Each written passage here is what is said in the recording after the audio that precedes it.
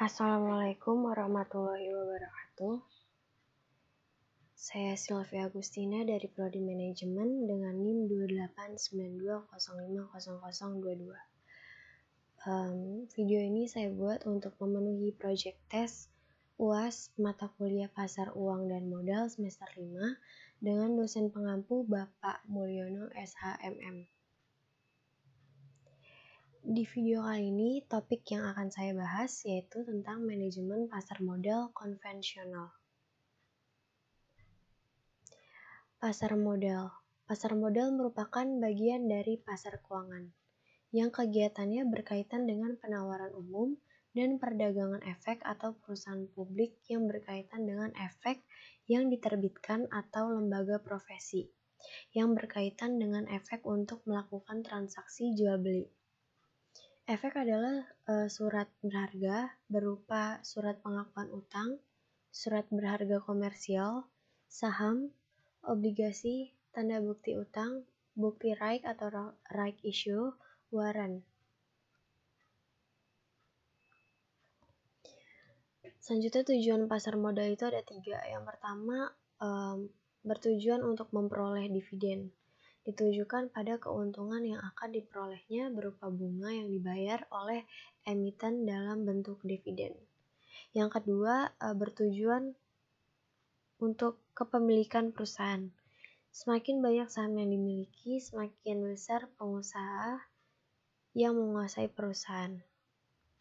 Yang ketiga, bertujuan untuk berdagang. Saham dijual kembali pada saat harga tinggi. Pengharapannya adalah pada saham yang benar-benar dapat menaikkan keuntungannya dari jual beli sahamnya. Selanjutnya jenis-jenis pasar modal. Yang pertama ada pasar perdana atau primary market. Pasar perdana ini adalah penjualan perdana efek atau penjualan efek oleh perusahaan yang menerbitkan efek sebelum efek itu dijual melalui bursa efek. Pada pasar perdana, efek dijual dengan harga emisi, sehingga perusahaan yang menerbitkan emisi hanya memperoleh dana dari penjualan tersebut. Pasar perdana merupakan pasar tempat emiten pertama kali memperdagangkan saham atau surat berharga lainnya untuk publik, yang biasa dikenal dengan penawaran umum atau Initial Public Offering atau IPO. Informasi mengenai suatu perusahaan atau emiten yang akan menawarkan sahamnya untuk pertama kali pada masyarakat dapat diketahui melalui prospektus ringkas yang diiklankan minimal di harian nasional, public expose atau prospektus. Yang kedua, pasar sekunder atau secondary market. Pasar sekunder adalah penjualan efek setelah penjualan pada pasar perdana berakhir. Pada pasar sekunder, harga efek ditentukan berdasarkan kurs efek tersebut.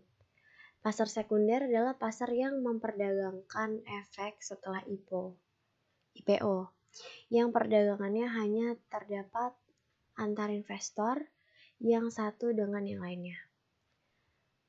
Pada pasar sekunder, harga efek ditentukan berdasarkan kualitas efek tersebut. Naik turunnya kurs suatu efek ditentukan oleh daya tarik menarik antara permintaan dan penawaran efek tersebut. Dengan kata lain, kekuatan supply dan demand dari saham tersebut yang akan menentukan harganya. Yang ketiga, bursa paralel. Bursa adalah pasar yang di dalamnya berjualan usaha jual beli saham dan surat berharga lainnya, yang juga melibatkan para broker yang menjadi perantara antara penjual dan pembeli. Bagi perusahaan yang telah menerbitkan efek yang akan menjual efeknya melalui bursa, dapat dilakukan melalui bursa paralel. Bursa paralel merupakan alternatif bagi perusahaan yang go public untuk memperjualbelikan efeknya jika memenuhi syarat yang ditentukan pada bursa efek. Selanjutnya, perbedaan pasar perdana dengan pasar sekunder.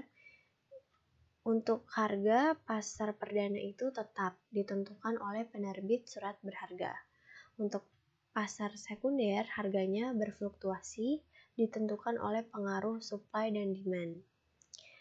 Untuk biaya, pasar perdana itu tidak dikenakan biaya komisi, dan pasar sekunder sendiri dikenakan biaya komisi. Yang ketiga, pasar perdana jangka waktu penjualannya itu terbatas, dan pasar sekunder itu tidak terbatas. Untuk cara memesan di pasar perdana dilaksanakan melalui agen penjual, dan cara pemesanan di pasar sekunder dilaksanakan oleh anggota bursa. Kelembagaan pasar modal. Visi pasar modal yaitu menjadi otoritas pasar modal yang berkualitas internasional, yang mampu mendorong, mengawasi, dan memelihara pasar, sehingga berdaya saing global dan mendukung perkembangan ekonomi nasional. Untuk misi pasar modal, yang pertama menciptakan pasar modal yang teratur, wajar, dan efisien untuk menciptakan perekonomian nasional yang baik. Yang kedua, menciptakan iklim kondusif bagi perusahaan dan memperoleh pembiayaan bagi pemodal dalam melakukan alternatif investasi.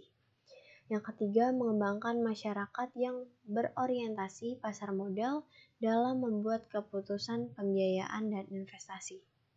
Yang keempat, mewujudkan lembaga independen dan berkualitas internasional yang selalu memperbarui dan mengembangkan diri.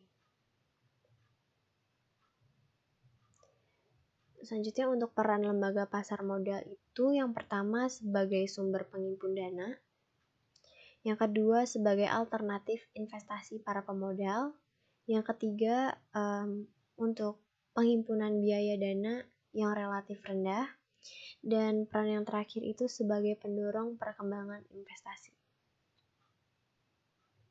Fungsi pasar modal yang pertama untuk sebagai sarana untuk menghimpun dana-dana masyarakat yang disalurkan ke dalam kegiatan-kegiatan yang produktif. Yang kedua, sebagai sumber pembiayaan yang mudah, murah, dan cepat bagi dunia usaha dan pembangunan nasional. Yang ketiga, untuk mendorong terciptanya kesempatan berusaha dan sekaligus menciptakan kesempatan kerja. Yang keempat, mempertinggi definisi alokasi sumber produksi. Yang kelima, memperkokoh beroperasinya mekanisme finansial market dalam menata sistem moneter, karena pasar dapat menjadi sarana open market operation sewaktu-waktu dapat diperlukan oleh bank sentral. Yang keenam, menekan tingginya tingkat bunga menuju suatu rate yang reasonable. Yang ketujuh, berfungsi sebagai alternatif investasi bagi para pemodal. Selanjutnya, manfaat pasar modal. Yang pertama, untuk perluasan usaha. Yang dibutuhkan suatu modal baik untuk aktiva maupun perluasan modal kerja. Yang kedua, memperbaiki struktur modal. Pasar modal dapat untuk dimanfaatkan membuat saham baru ketika ada masalah. Yang ketiga, bermanfaat untuk melaksanakan pengalihan pemegang saham. Jadi apabila suatu perusahaan ingin menjual atau mengalihkan saham, dapat menggunakan pasar modal. Itu saja yang dapat saya sampaikan dalam video ini. Mohon maaf bila ada salah kata atau banyak kekurangan. Wassalamualaikum warahmatullahi wabarakatuh.